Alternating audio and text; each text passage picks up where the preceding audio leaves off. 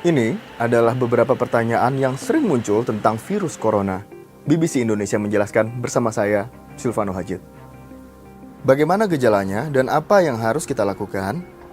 Dokter menyebut masa inkubasi virus corona adalah 2-14 hari. Jika terinfeksi, gejala virus corona mirip dengan flu. Bersin, batuk, dan flu yang disertai demam. Infeksi yang lebih parah ditandai dengan kesulitan bernapas. Penanganan yang paling efektif adalah dengan memeriksakan diri ke dokter, istirahat cukup, konsumsi makanan bergizi dan suplemen, bisa meningkatkan daya tahan tubuh melawan virus. Jika gejalanya hilang dan hasil pemeriksaan terbukti negatif, maka pasien bisa pulang. Apa itu virus corona? Kira-kira gambarannya seperti di belakang sini. Otoritas China dan WHO menyebut virus corona adalah kelompok virus yang menyerang manusia. 6 diantaranya sudah diketahui sebelum kemunculan jenis virus baru di Wuhan. Virus corona menyerang sistem pernapasan manusia dan bisa merusak fungsi paru-paru, penyakit yang kita sebut sebagai pneumonia. Bagaimana cara penyebaran virus ini? Virus menyebar melalui udara, lalu terhirup lewat hidung dan mulut, kemudian masuk ke saluran napas atas, dan masuk ke tenggorokan, lalu ke paru-paru. Bagaimana cara mencegahnya?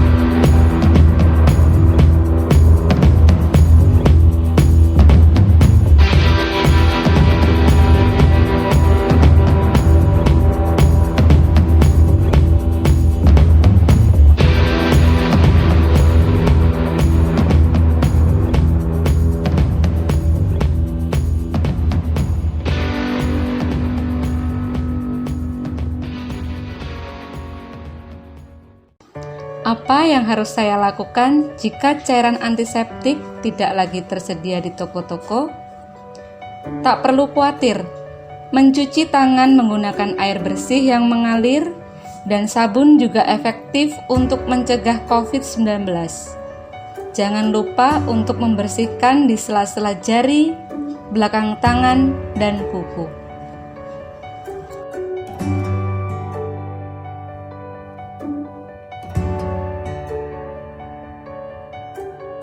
Penyemprotan disinfektan ke seluruh tubuh beberapa kali dilakukan di Indonesia. Bahkan beberapa masyarakat berlomba-lomba untuk membuat bilik maupun lorong yang bisa menyemprotkan disinfektan ke seluruh tubuh manusia. Organisasi Kesehatan Dunia atau WHO memperingatkan risiko penyemprotan tersebut, mulai dari mudah terbakar hingga bisa sebabkan keracunan. Penyemprotan disinfektan satu di antaranya dilakukan pada ratusan WNI yang baru tiba di Indonesia dari Wuhan, Cina. Cara tersebut juga diyakini dapat membunuh virus yang mungkin menempel pada permukaan pakaian atau badan seseorang. Tapi Organisasi Kesehatan Dunia atau WHO menyebutkan penyemprotan disinfektan ke seluruh tubuh manusia itu tidak disarankan. Lewat akun Instagram resminya, WHO mengungkapkan penyemprotan disinfektan ke seluruh tubuh manusia tidak bisa membunuh virus yang sudah terlanjur masuk ke tubuh manusia. Cairan disinfektan itu malah bisa merusak pakaian dan bahkan bisa melukai tubuh. Dikutip dari kompas.com, Minggu 29 Maret 2020, informasi itu juga diunggah ulang oleh perwakilan WHO di Indonesia melalui akun Twitternya @nparanietaran. Zat klorin yang terkandung dalam cairan disinfektan adalah zat beracun. Zat tersebut bisa berakibat fatal bila terkena manusia dalam konsentrasi yang tinggi. Selain bisa merusak pakaian, zat-zat kimia yang terkandung dalam disinfektan dapat merusak selaput lendir seperti mata dan mulut. Apakah menyemprot tubuh dengan alkohol atau klorin dapat membunuh coronavirus baru? Tidak. Menyemprot alkohol atau klorin pada tubuh seseorang tidak akan membunuh virus yang sudah masuk ke dalam tubuh. Menyemprot bahan-bahan kimia seperti itu dapat membahayakan jika terkena pakaian atau selaput lendir. Contoh, mata, mulut. Ingat, alkohol dan klorin bisa berguna sebagai desinfektan pada permukaan. Namun harus digunakan sesuai dengan petunjuk penggunaannya.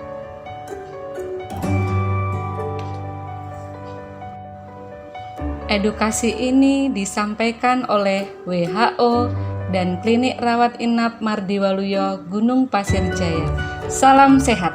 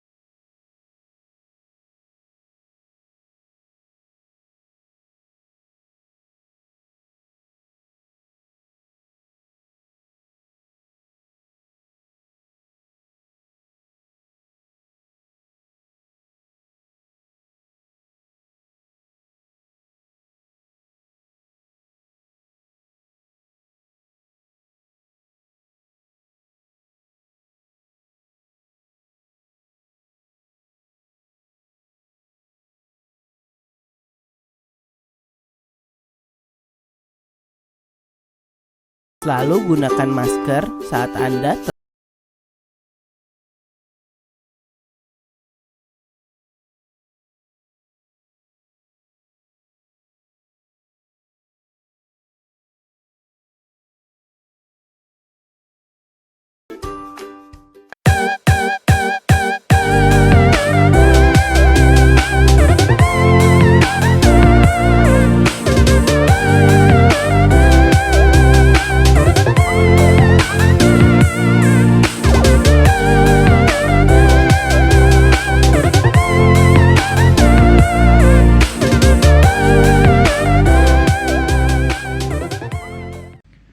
Oleh karena itu, mulai hari ini, sesuai dengan rekomendasi dari WHO, kita jalankan masker untuk semua. Semua harus menggunakan masker. Masker bedah, masker N95 hanya untuk petugas kesehatan. Gunakan masker kain, ini menjadi penting karena kita tidak pernah tahu di luar, orang tanpa gejala banyak sekali didapatkan di luar. Kita tidak tahu bahwa mereka adalah sumber penyebaran penyakit. Oleh karena itu lindungi diri kita, semua menggunakan masker pada saat keluar rumah terutama. Masker bedah, masker N95 hanya untuk petugas kesehatan. Gunakan masker kain. Masker kain bisa dicuci. Kami menyarankan penggunaan masker kain tidak lebih dari 4 jam. Untuk kemudian dicuci dengan cara direndam di sabun, air sabun, dan kemudian dicuci. Ini upaya untuk mencegah terjadinya penularan. Karena kita tidak pernah tahu bahwa di luar banyak sekali kasus yang memiliki potensi untuk menularkan ke kita. Di samping cuci tangan dengan menggunakan sabun selama minimal 20 detik. Ini menjadi kunci bagi kita untuk kemudian mengendalikan penyakit ini. Sesuai arahan Kementerian Kesehatan Republik Indonesia, dalam rangka kewaspadaan COVID-19, semua karyawan, pasien, penunggu pasien, dan pengunjung pasien wajib menggunakan masker.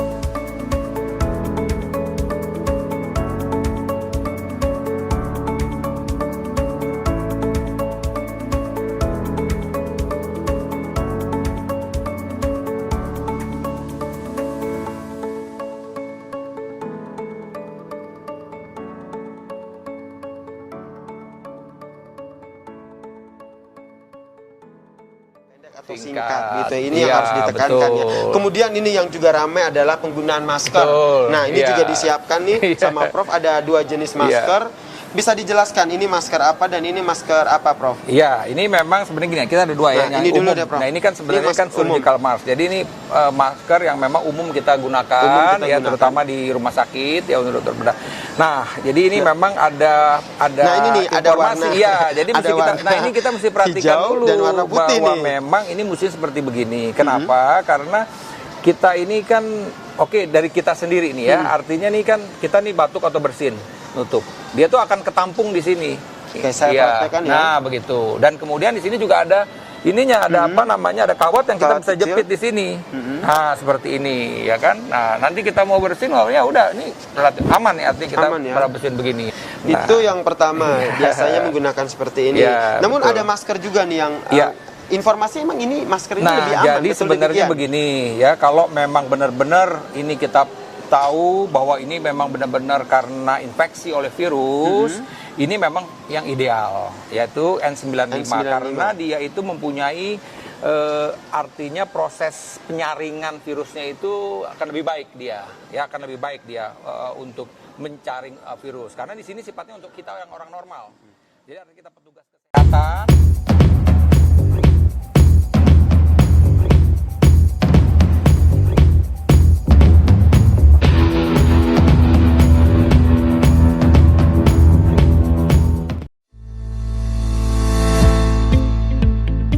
Virus corona memang begitu mudah menular dan menyebar.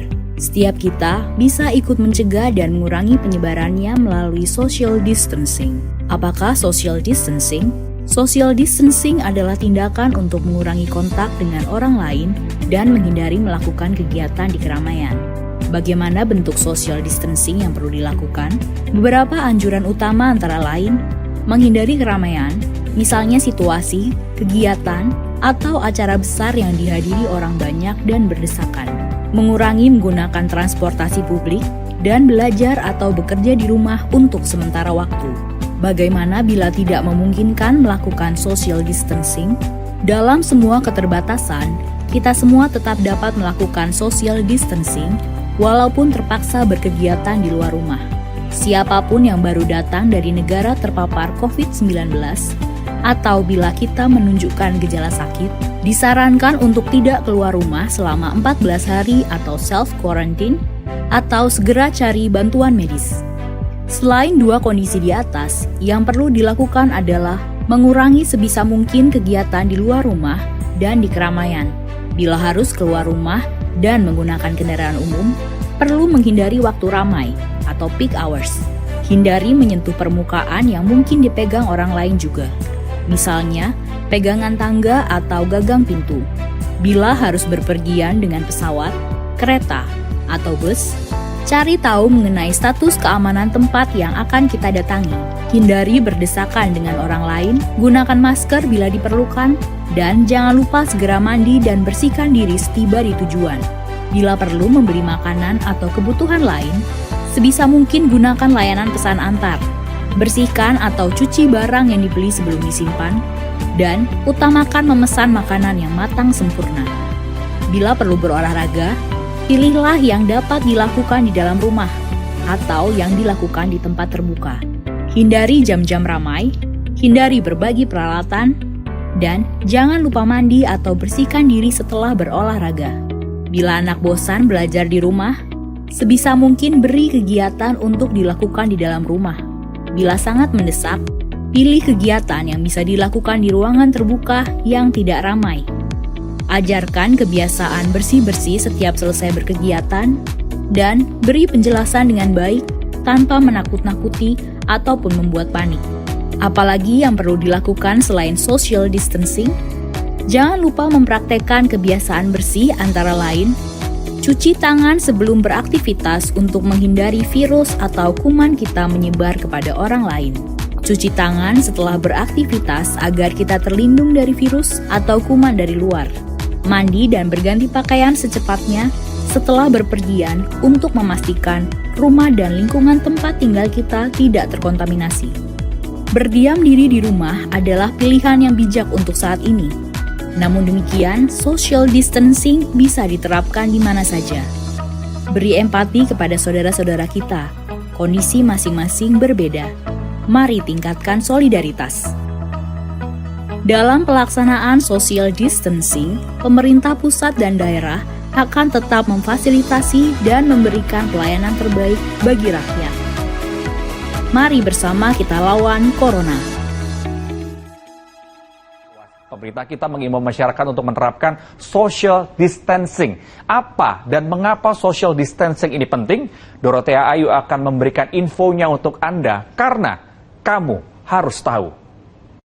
Penyebaran virus corona terjadi begitu cepat. Untuk memperlambat penyebarannya, pemerintah Indonesia baru-baru ini menganjurkan masyarakat untuk bekerja, beribadah, dan belajar dari rumah agar menerapkan social distancing. Social distancing adalah tindakan untuk menjauhi kegiatan bersama atau keramaian yang membuat kita bertemu dengan banyak orang. Bahkan tidak berpergian apabila tidak diperlukan setidaknya selama 14 hari sesuai dengan lamanya masa inkubasi virus ini. Lalu, mengapa social distancing ini penting? Saat semua orang bebas berpergian, ini akan menyebabkan penyebaran virus corona dengan cepat meluas. Bisa jadi banyak orang terinfeksi namun tidak menyadari. Maka menjauhkan diri dari keramaian atau social distancing ini akan sangat membantu untuk mengurangi resiko tertular virus corona.